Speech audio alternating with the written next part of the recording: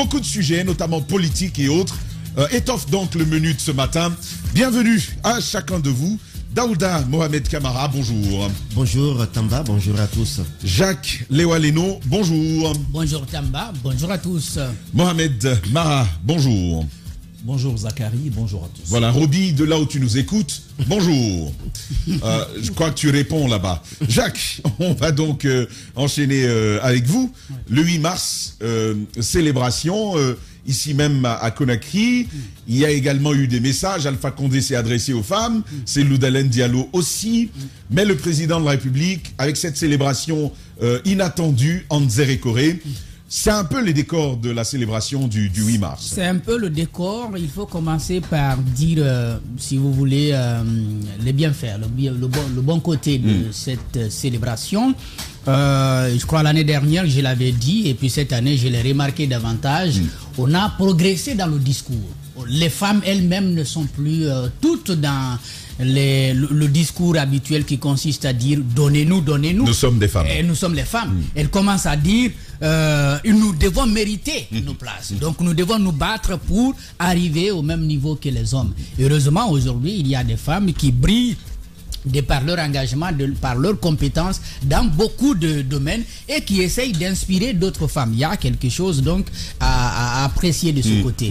Même si du côté sur le plan de la célébration, ça on ne réussit pas encore à améliorer des choses. On a plutôt tendance à voir l'administratif prendre le dessus sur l'essentiel de la couche féminine. Or, si vous n'arrivez pas à faire la part des choses entre le ministère de la promotion féminine, donc qui représente le chef de l'État dans ce domaine précis, et les couches féminines qui peuvent avoir leur discours à porter le 8 mars, il y a souvent confusion. Elles n'ont pas suffisamment la parole ce jour. On entend juste soit le ministre, ou si c'est à l'intérieur, c'est les représentantes du ministre, c'est-à-dire les inspectrices régionales ou directrices préfectorales de la promotion féminine et de l'enfance qui prennent la parole, même si on a souvent envie de présenter les activités que mènent des femmes, notamment les groupements, en tout cas les corps des métiers qui font par exemple dans la teinture, dans l'artisanat. Même si on veut mettre ça en avant, on n'accompagne pas le discours qu'il faut pour présenter ça. Et ça, c'est la valeur de nos femmes. Les grandes gueules. Aux femmes rurales qui font d'excellentes choses dans l'arrière-pays. Je dirais même, ce sont elles qui tiennent l'économie du monde rural. Elles sont dans l'agriculture, elles sont dans l'élevage, elles sont dans toutes les activités qui tiennent, n'est-ce pas, l'économie de ces villages et qui tiennent, si vous voulez, l'économie du pays, puisque l'économie du pays est assise sur l'économie du monde rural. Donc ces femmes qu'on ne part pas chercher, Je veux très bien qu'on court vers l'égalité au niveau des emplois, au niveau administratif, en disant oui, les femmes, il faut davantage qu'elles partent à l'école. Mais il y en a qui ne partent pas à l'école, elles ne sont pas bêtes, elles sont très intelligentes, elles tiennent l'économie. Ça lui fait les oubliés de la République. Ça a un peu désoublié les femmes. Cette spécification, ce serait intéressant. Oui, ces femmes rurales. Les grandes gueules. Je pense qu'il faut davantage, dans les années à venir, on peut avoir un thème global, thème qui va être choisi par les Nations Unies, comme cette année c'était sur le digital, d'accord, mais il faut quand même au plan national qu'on nous dise voici nous nos spécificités. Nos femmes rurales, on peut leur réserver on a le 27 août pour ça, si on le veut. Après le 27 août, la fête nationale des femmes de Guinée, si on veut ça, donc le 27 août. Mais quand on parle de droit, les droits ne se limitent pas en zone urbaine, monsieur Mara. Mais c'est ce que les droits, c'est partout. Comme tu as parlé de thématique particulière à la Guinée, non, j'ai dit le 27 août, là, je pourrait être une bonne occasion. Je parle pas forcément des thématiques, mais des spécificités en termes de célébration. Mais même sur la thématique, Jacques, même sur la thématique au niveau national, les femmes sur le digital, oui. à mon avis, je trouve que c'est décalé par rapport à notre par rapport réalité. à nos réalités. Je vois bien. C'est pas un thème pertinent. Je vois bien Madame Camara dans son champ avec son smartphone. D'accord, c'est très beau à voir. Mais je crois que celles qui partent de rien pour faire leur petit champ, leur petit jardin, je sais pas moi, quelque part, jardin potager, à Kamsar là-bas, ces femmes-là n'ont pas toute cette technologie, mais elles doivent avoir les moyens de l'État pour être connues du monde, pour accéder au monde entier. Je crois que c'est quelque chose qu'on peut imaginer dans l'avenir. Donc, moi, ce sont des choses que je relève tout simplement, et j'ai dit que les femmes rurales, les femmes urbaines, et donc des femmes intellectuelles, doivent porter dans leur discours les réalités des femmes rurales. Parce que c'est comme ça, l'entraide. Quand on parle de la femme en général, il n'y a pas de spécificité. Et généralement, il y a des femmes qui écrasent des femmes. Il y a les femmes intellectuelles qui écrasent des femmes qui ne sont pas allées à l'école. On a eu des histoires ici avec, comment on appelle ça, les MUFA. Il y a des femmes qui étaient au devant, qui n'ont pas été gentilles avec les femmes qui ne sont pas allées à l'école. Ce sont des injustices qu'il faut mettre à nu et dire aux femmes, si vous voulez davantage que tout le monde accède aux droits que vous demandez, j'imagine pour tout le monde, parce qu'on ne demande pas des droits pour des femmes intellectuelles seulement, il faut dans la pratique qu'on puisse aussi montrer qu'on a envie de procéder à la répartition équitable, si vous voulez, des biens qui sont le fruit de ces droits pour lesquels on se bat. Maintenant, l'autre chose. Oui, mais je voulais quand même également poser cette question. Comment on sort du cérémonial autour du 8 mars? Pour moi, le 8 mars, c'est l'occasion de faire un point. Les discours font peu cas des chiffres, de la situation des femmes. Tu sais, on aurait dû avoir un topo assez complet de la situation des femmes aujourd'hui en Guinée, avec l'effort bien entendu du département. Oui, l'effort du département, mais je veux dire aussi des organisations féminines. Elles peuvent faire ce travail-là. Si vous êtes dans la société civile, vous devez, et puis vous vous battez pour la cause de la femme, vous devez travailler à obtenir ces chiffres. Le gouvernement peut faire son travail de son côté, et peut-être il ne le fera pas, mais si vous avez des chiffres, par exemple, à présenter, même à une échelle très petite, par exemple pour la zone de Conakry, qu'on puisse prendre par exemple un domaine. Je ne sais pas moi, on parle souvent de l'accès aux emplois ou aux postes de décision. Mais serait-ce qu'un petit travail d'enquête pourrait permettre dans l'administration, combien nous étions dans l'administration il y a 10 ans, combien sommes-nous aujourd'hui, en termes de chiffres, on peut apporter ça pour opposer cela au gouvernement qui dit nous faisons des efforts. En effet. Il y a par exemple des choses très simples. Quand on composait le CNT, on a dit, bon, sur chaque liste, il fallait avoir les 30%. On a vu la composition qui est faite après. Il y avait des listes où il y avait 0 représentation des femmes. Il y a des listes où il y avait des femmes, mais ça n'atteignait pas les 30%.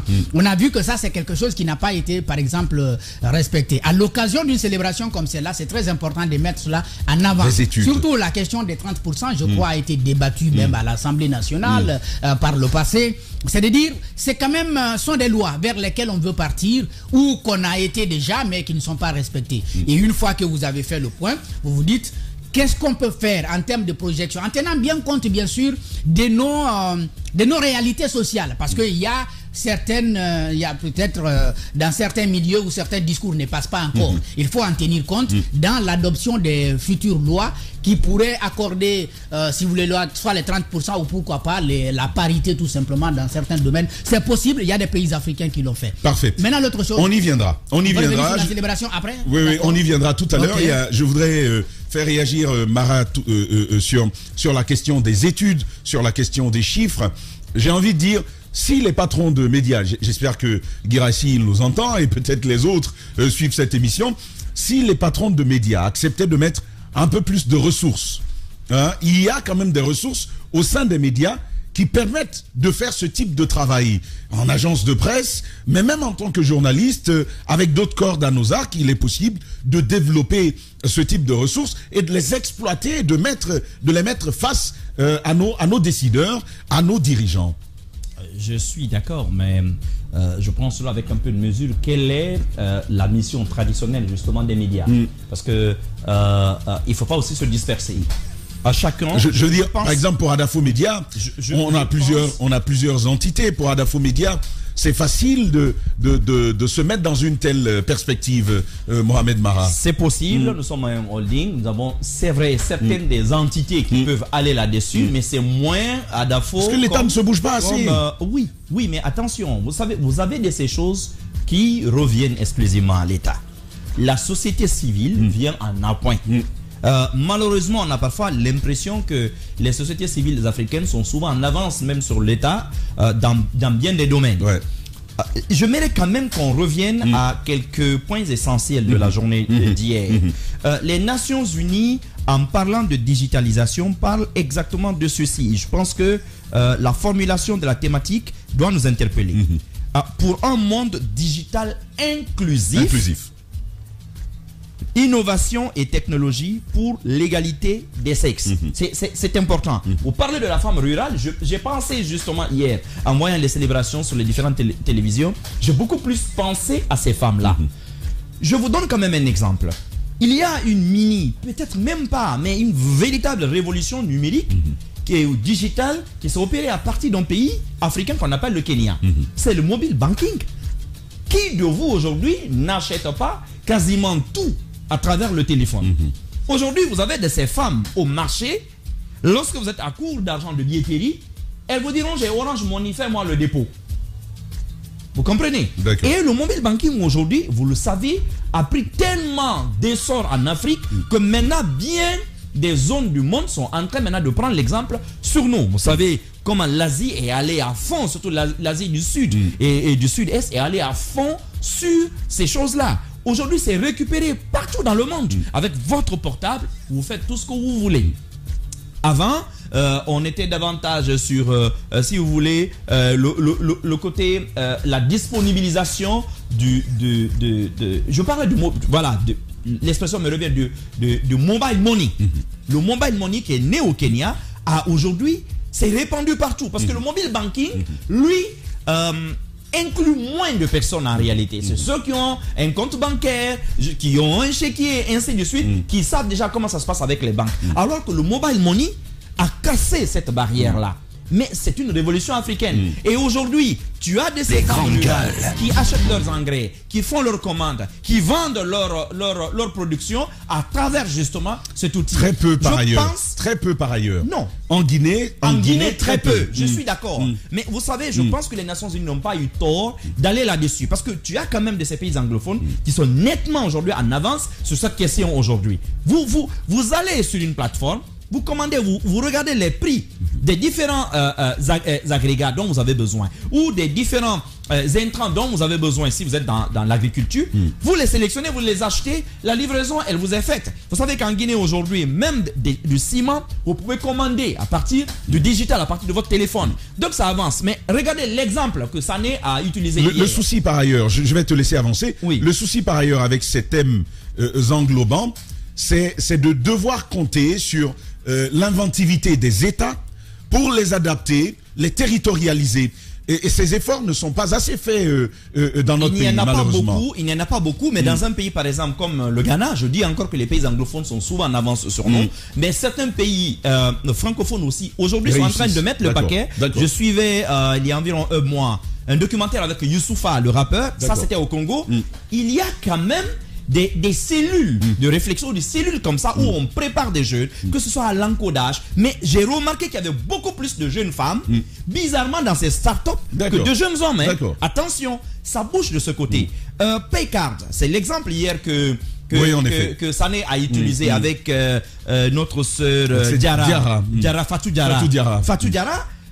Tout est parti. Elle est banquière à l'origine. Mais elle a constaté qu'il y avait un vide quelque part qui peut être rattrapé. Elle est partie sur des choses simples. Et jusqu'à avoir un marché, par exemple, pour les paiements, par exemple, des scolarités dans certaines universités comme Kofi Annan et ainsi de suite. Mais aujourd'hui, elle est sur l'essentiel des grandes plateformes du monde. Aujourd'hui, avec Paycard. Et ici à Conakry, vous avez tout un tas de restaurants où vous pouvez aller manger et utiliser. Et bizarrement, figure-toi, moi, c'est une grande amie à moi qui travaille au ministère de l'Agriculture qui m'a fait découvrir. J'avoue que tout ce qui est généralement, tu te rappelles. Il y a que quelques jours. Il y a quelques jours, je t'en avais parlé. J'ai dit, écoute, il faut que nous, on aide cette sœur-là, que chacun de nous puisse prendre une carte. en prenant la carte, je me suis rendu compte quand même qu'elle offrait toute une panoplie de choses qui n'étaient pas disponibles avant. Et là, c'est une femme. Et les jeunes qui travaillent avec elle, il y a des hommes également qu'elle emploie. Donc je dis qu'il y a des possibilités. Il y a des laboratoires. Il y a des laboratoires ici en ce moment. Mais oui, vous avez raison. Là-dessus, il faut des moyens. Les institutions internationales le font, mais beaucoup de jeunes ne sont pas préparés à aller à la recherche des financements, et ainsi de suite. Mais l'État, à travers ce département des innovations, que ce soit au niveau de l'enseignement supérieur, mais surtout des postes et télécoms, pourrait faire en sorte que ces jeunes-là puissent avoir un peu plus de moyens. Dans la création des laboratoires, il y en a quelques-uns, mais il faut aller nettement plus. Aujourd'hui, je vois des groupes qui se mettent ensemble.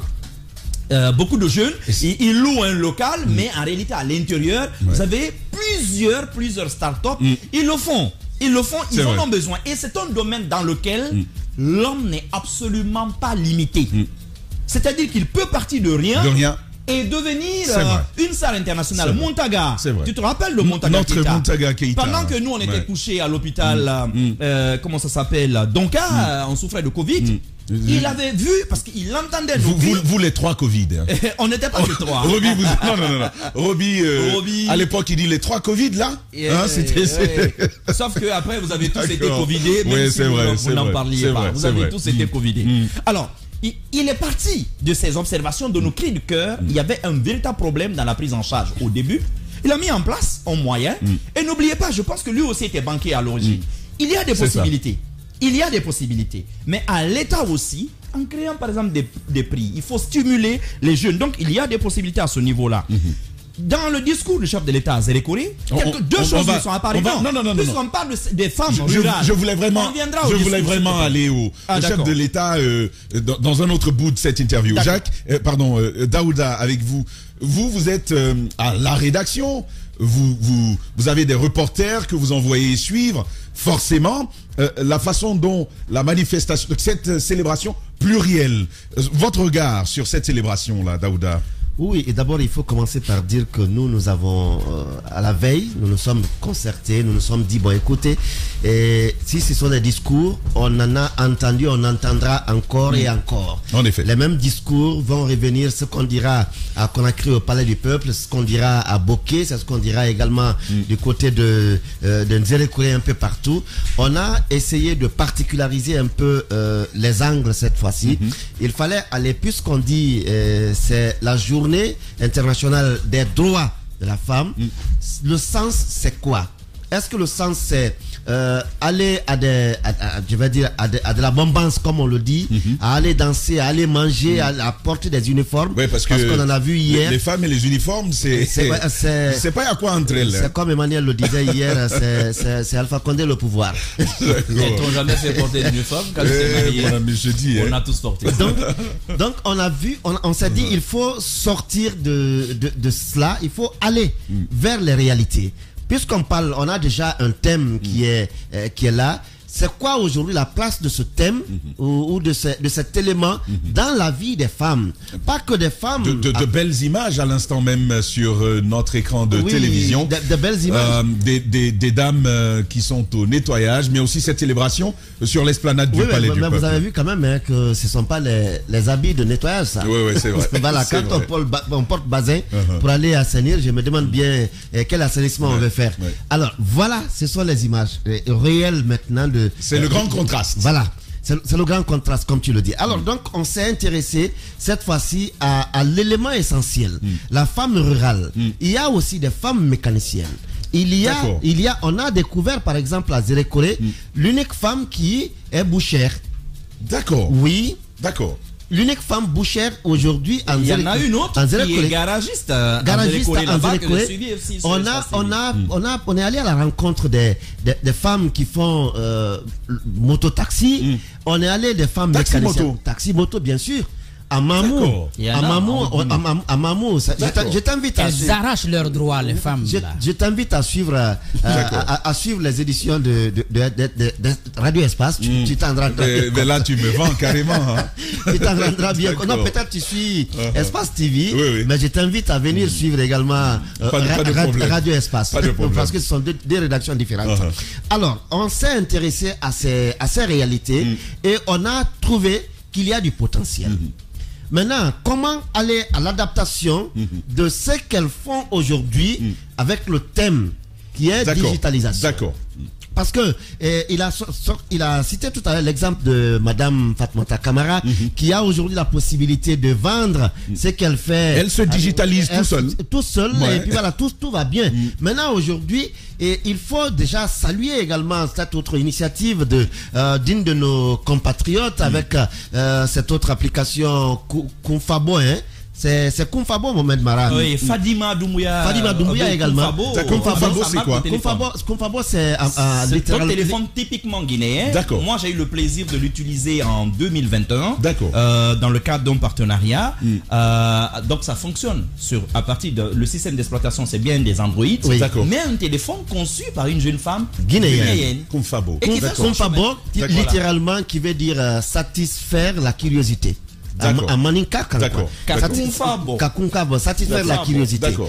Alors, aujourd'hui, il y a la possibilité que vous restiez chez vous. Madame, en état de famille, peut consulter son médecin en restant à la maison. D'accord.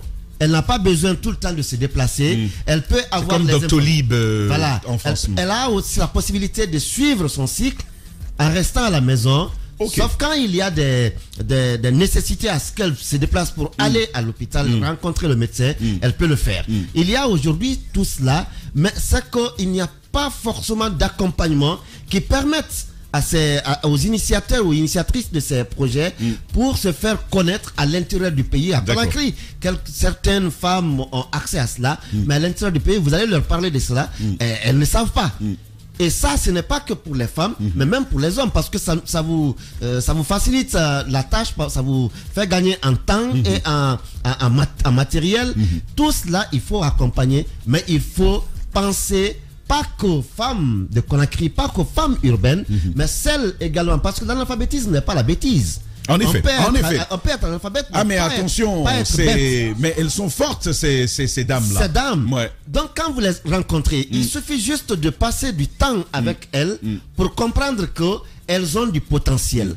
On est allé à l'abbé, par exemple. C'est une coiffeuse d'hommes. Une coiffeuse d'hommes. Elle ne coiffe que les hommes. Elle ne coiffe que les hommes, ouais. On est allé à l'abbé, par exemple. Celle qui approvisionne les grands marchés de l'abbé en produits agricoles. Oui. Elles ont soit des terres qu'elles ont prêtées, soit des terres qu'elles ont louées.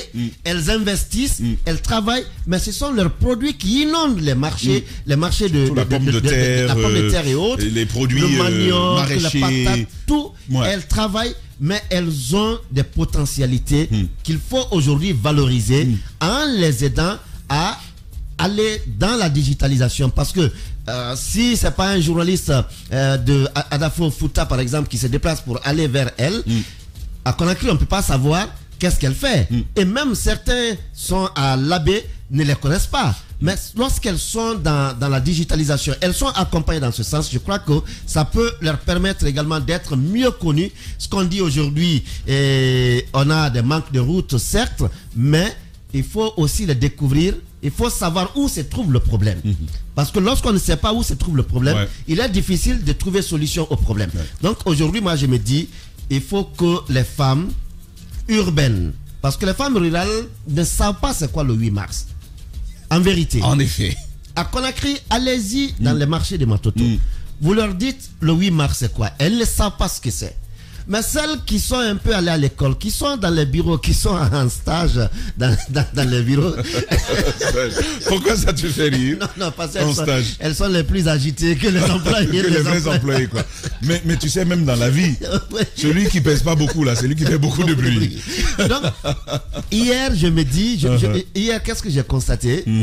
Depuis 13h, depuis 11h, les maquis, les boîtes de nuit. D'accord. Oui. Ont été pris d'assaut. Parce que toi, tu es un homme de nuit aussi. Bon, je suis... Tu aimes la nuit. Bon, quand je te parle... Mais là, il parle de la journée. Ah oui, c'est le reportage. Quand je te parle de 11h là... Ah d'accord. Ça, c'est pas la nuit. D'accord. Ça, c'est pas la nuit. D'accord. Mais quand même... Ouais, mais quand même. Mais quand même, depuis 11h, nos femmes, Oui. Tu t'es pris une pour balle la perdue, journée, hein. Oui, elles Pour la étaient journée d'être- indisponibles. elles étaient indisponibles. Elles étaient dans les boîtes. Oui, oui. Des boîtes de jour, pas des boîtes de nuit, des boîtes de jour, des maquis, en train de danser. Ok. C'est notre fête. Ce n'est pas une fête. C'est une occasion de présenter Oui. le tableau. Je suis d'accord. Qu'est-ce qu'on a engagé l'année dernière? Où en est-on avec les résultats? Est-ce qu'on a atteint à 50 à 80%? Qu'est-ce qui n'a pas marché? Qu'est-ce qui a fait que ça n'a pas marché? effet. C'est le tableau à présenter. C'est l'occasion Mais on du préfère- point, c'est vrai. C'est l'occasion du point. À la Banque centrale, par exemple, c'est drôle. Les femmes refusent d'aller à la fête parce que tout simplement, on ne leur a pas acheté les uniformes. D'accord. Oui, oui. D'accord. Refusent d'aller à la fête. D'accord. Parce qu'on ne leur a pas acheté les uniformes. Et ça, on dit que c'est notre journée. Je m'amusais avec Madame Camara, D'accord. qui m'envoie Ton une image. épouse. Mon épouse. Elle Est-ce m'envoie que, une pardon, image. pour savoir, elle t'a au moins fait à manger hier. Mais comme tous les jours. Ah, d'accord. Et des beaux manger d'ailleurs. Allons-y. Allons-y. Alors, elle m'envoie une image par exemple. Il faut un 8 mars où les hommes décident de prendre quand même le relais à la maison. Maintenant, c'est ce Pour que libérer un je peu viens de à femmes. cela. Ça figurait au programme Je politique viens à de Elie cela. Kamano. Elle m'envoie par exemple une image Ouais. où on dit 8 mars. Le monsieur porte Madame Odo. Je lui ai répondu. J'ai dit, mais attends, ce n'est pas le sens quand même du 8 mars. Oui. Ce n'est pas que les hommes portent les femmes, mais que c'est les femmes se remettent en question. Les femmes nous disent qu'est-ce qu'on a pu atteindre Parce que si comme c'est pour objectif. les porter au dos là. On les porte tous les On jours. le fait, hein. Ouais. Tous les jours. Tout le temps. Hein. Tout le temps. Tout le temps. Ouais. Et Tamba en est bien Ouais, grand ouais. expert. Moi, j'ai le dos solide. Donc on est en train de dévoyer un peu le sens de la journée Oui. pour aller dans la danse, dans la bouffe, dans la boisson. La bamboula. Voilà, dans la bamboula comme tu le dis.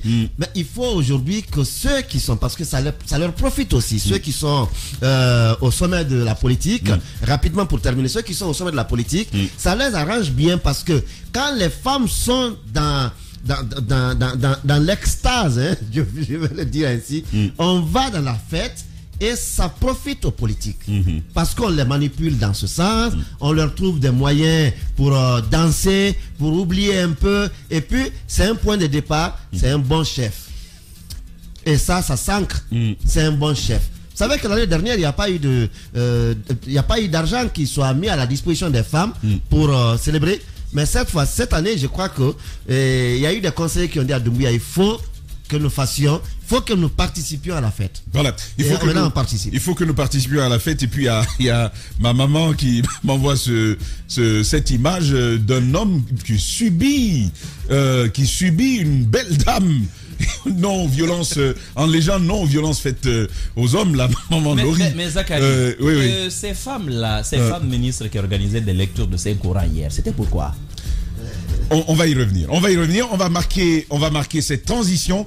Et puis on va poursuivre le débat en Nzérékoré où il y avait le président Mamadi Doumbouya. Moi j'ai dit encore une fois, digitalisation, oui, mais territorialisation de la digitalisation, c'est encore mieux. Transition, et on y va avec Mamadi Doumbouya. Liberté de ton, et oui, le président Mamadi Doumbouya, furtif, j'ai envie de dire, sur Farana, avant Nzérékoré, où finalement il va célébrer la fête, comme on dit, la fête des femmes, des discours, sur le discours, des activités, une mobilisation particulière qui rappelle un certain temps aussi, et puis ce cas de mort que l'on a pu déplorer, Jacques Lewa. Oui, il faut déjà commencer par ça, ce côté plutôt désagréable finalement de la fête. Le colonel, vraiment, il veut se comporter en militaire et il n'était pas annoncé à Nzérékoré. Il avait été prévu que les femmes ministres, à part la ministre de la promotion féminine, partent à l'intérieur. Et donc pour Nzérékoré, c'est la ministre du Commerce, de l'Industrie et des PME qui devrait présider la cérémonie là-bas. Et puis finalement, le chef de l'État, il part. Sauf que en amont, avant que lui ne soit finalement annoncé là-bas. On voit bien des images à présent même du chef de l'État et son escorte. Hein. Avant donc qu'il n'arrive là-bas mardi, il avait été prévu que la célébration se tienne à la Maison des Jeunes. Habituellement, c'est là-bas que la célébration se fait. Et finalement, le mardi à 14h, le colonel arrive. Il faut changer de dispositif rapidement. Alors, on choisit la place des martyrs. Oui. Sur la place des martyrs, il y a un jeune qui a eu, si vous voulez, la possibilité, qui a bénéficié de la municipalité d'installer sur place je crois un restaurant avec un podium où les gens viennent se récréer. Les week-ends, par exemple, les artistes en herbe viennent se produire là. D'accord. Et le podium, il est en bois. Donc c'est fait, si vous voulez, pour le public de Zérekoré, vraiment, Okay. quoi, la commune urbaine un de public Zérekoré, un réduit. public réduit. Donc le chef d'État arrive et finalement il y a cette mobilisation. Les gens se mettent sur le podium. Ça va tout naturellement lâcher. Et ça lâche sur le coup. Vous avez un cas de mort, un cas de blessé très grave. On m'apprend qui a été transporté finalement sur Conakry. Et vous avez les 7 qui, dans un premier temps, en tout cas sur ce podium, ont été pris pour être amenés aux urgences.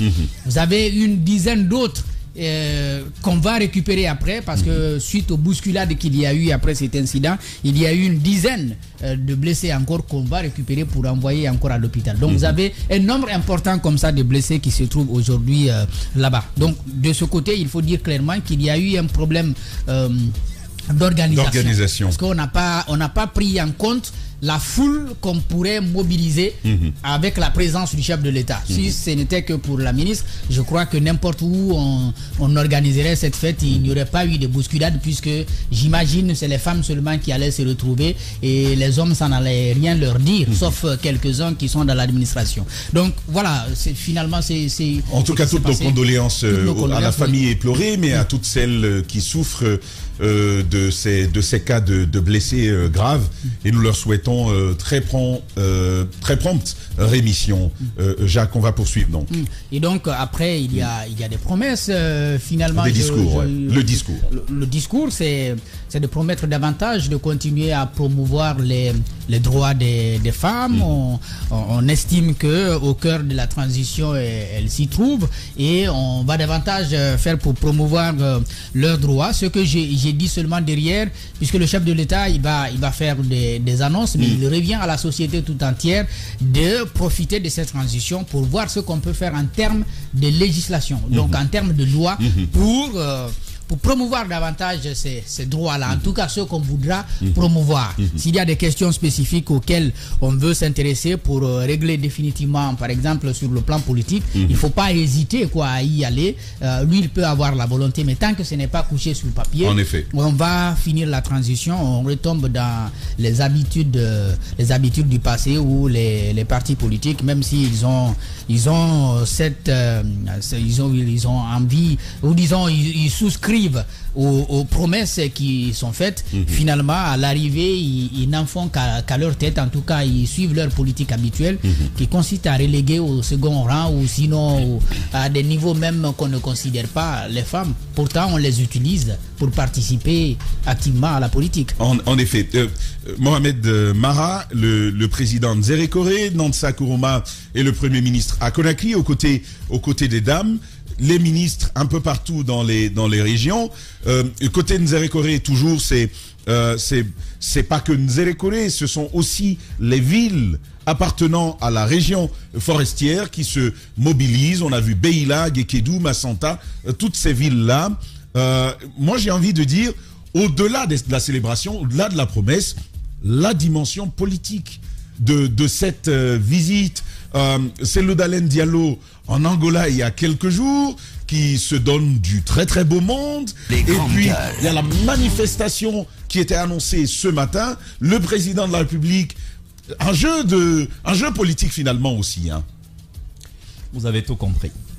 Les fêtes des femmes sont devenues ou ont revêtu au fil du temps un intérêt éminemment politique.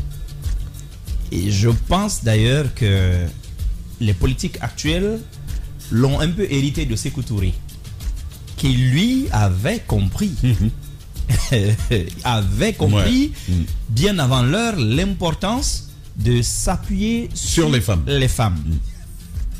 Je vais vous rappeler que quand Sékou Touré se faisait conduire en Guinée par une femme pilote, ou même quand Sékou Touré prenait une décision, l'homme qui ne redoutait rien, qui n'avait peur de personne, mais qui était capable de prendre une décision de limoger des administrateurs à partir du palais du peuple, parce que les femmes ont crié, ont dit nous ne sommes pas d'accord. Le président dit séance tenante, d'ailleurs je dissous la milice économique. Lui, il avait compris très tôt le pouvoir que ça représentait de s'appuyer sur les épouses et les femmes en général. Mamadi Doumbouya choisit le pays profond. C'est quand même le lieu, la région la plus reculée de la capitale. Donc des centres de décision. Il va au fin fond du pays. Le message qu'il envoie, c'est que simplement, désormais, il n'est pas simplement le chef de junte, l'homme d'un palais, l'homme d'un pouvoir encore enfermé à Conakry. Désormais, il a la situation en main. C'est une dimension que j'allais évoquer. C'est aussi l'expression d'un pouvoir stabilisé. Désormais, il montre qu'il détient pleinement le pouvoir et sur l'ensemble des 245 000 et quelques kilomètres carrés de notre pays. 857. Donc, il avait pris l'habitude de voyager, notamment, vous avez suivi au Mali, il est allé en Sierra Leone. Vous vous rappelez, il est arrivé là-bas avec un cortège qui avait même choqué les Léonais. Mais désormais, il ne se contente pas d'aller à Kindia, non, il va dans le pays profond. Là où on l'attendait le moins. Ça c'est un. Mais secondo, il a pris tout le monde de court, j'imagine. Même dans l'administration. Il choisit quand même une date assez symbolique. C'est la fête des femmes. Il succède à un homme qui a dit 2 mandats durant qu'il prenait ses mandats et qu'il les exerçait en se mettant au service de la cause des femmes. Il le fait au lendemain des discours d'un Alpha Condé qui rappelle les souffrances des femmes guinéennes, qui prend le parti de s'adresser aux femmes. Il le fait au lendemain de l'annonce désormais du prix important. C'est un prix, certes politique, mais qui est extrêmement important. Le prix Cellou Dalein Diallo pour la digitalisation et donc adressé aux femmes. Lui, il décide, il dit ok, vous êtes dehors, vous faites des discours, toi tu crées un prix, moi je vais directement voir les femmes. Il joue la proximité, donc il l'exploite. Et d'ailleurs, c'est pas pour rien, c'est assez triste quand même, ces bousculades malheureusement qui ont fait des morts et des blessés. Mais vous avez vu sa simple présence signaler l'engouement que cela a suscité malgré l'impréparation. Les gens se sont rués dehors. Et là, il a réussi son coup assez politique là-dessus. Maintenant, il dit quelque chose de fondamental. Il ne dit pas le gouvernement, mais il dit moi. Il dit j'ai mis en place, j'ai financé 300 groupements l'année dernière. Ils ont tellement réussi que certains de ces groupements aussi ont financé d'autres groupements. Et là, c'est quelque chose de très fort. Et il termine en disant quoi? En rappelant aux femmes leur place essentielle dans la réussite de la transition guinéenne. Et ça, c'est pas pour rien donc que les négociatrices, les médiatrices soient des femmes. Il devient un bon politique, hein, notre Mamadi Doumbouya, le colosse du palais. On va marquer cette petite pause pour nos obligations commerciales. On va se retrouver derrière. Aïssatou Sané va rouvrir ce bal-là et nous poursuivrons justement avec d'autres sujets. On va embrayer directement à ce moment-là sur la manifestation reportée des forces vives de Guinée. Restez avec nous.